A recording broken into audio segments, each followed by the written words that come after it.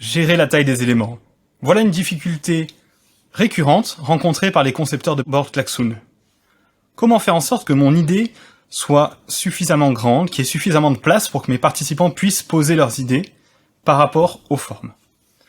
Déjà, ce qu'il faut savoir, c'est que l'idée a une taille de base, qui restera toujours la même. Je crée une nouvelle idée, par exemple Klaxoon. Peu importe la taille du board, même si mon board est gigantesque comme celui de notre formation, l'idée aura toujours la même taille. J'envoie, et on voit la petite idée Klaxoon qui est là.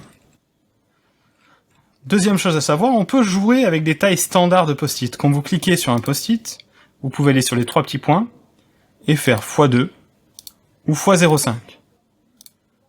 Généralement, on laisse en x1 et on agrandit les post-it si on a besoin.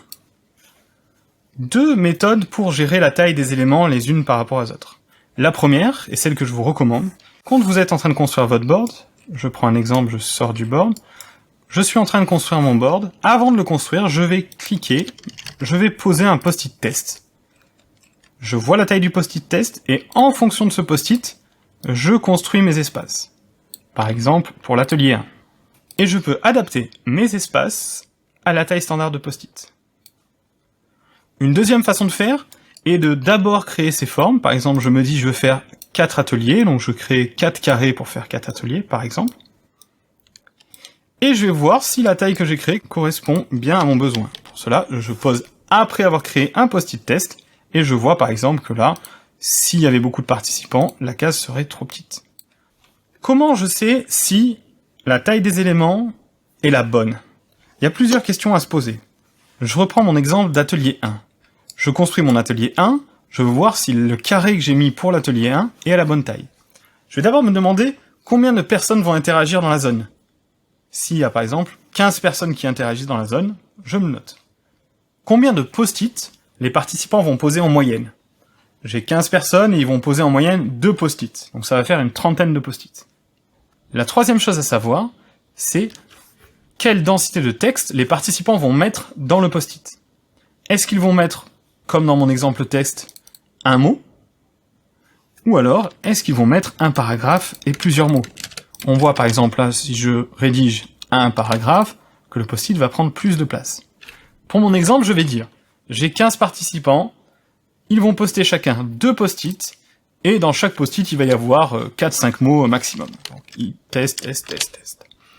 Je mets mon post-it test, je me dis, est-ce que, donc 15 personnes fois 2 post-it, est-ce que 30 post-it rentrent dans cet espace?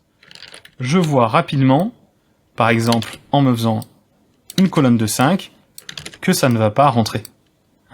Si je prends mes 5 post-it, et que je les copie 10, 20, on voit bien que ça ne va pas rentrer. Donc l'idée est de dire, par rapport à ça, vu que je sais combien de personnes vont interagir dans la zone, je sais combien de post-it vont être posés, à peu près, et je sais quelle densité de texte va se trouver dans les post-it, j'adapte ma zone par rapport à ces données. Si c'est pas exactement la bonne taille, c'est pas un problème, on sait jamais, peut-être il va y avoir un participant qui va écrire beaucoup de choses dans un post-it, peut-être qu'il va y avoir moins de post-it qu'attendu, mais c'est déjà avoir un ordre d'idée du nombre de post-it, de la taille des post-it.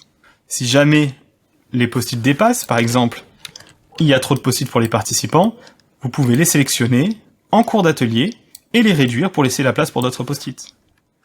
Inversement, si vous vous rendez compte que peu de post-it ont été posés, je peux, pendant l'atelier, sélectionner les post-it et les agrandir pour occuper plus d'espace. Voilà nos conseils pour adapter vos espaces collaboratifs à la taille des post-it et comment gérer la taille des éléments. Vous verrez, avec l'habitude, cela vient plus naturellement.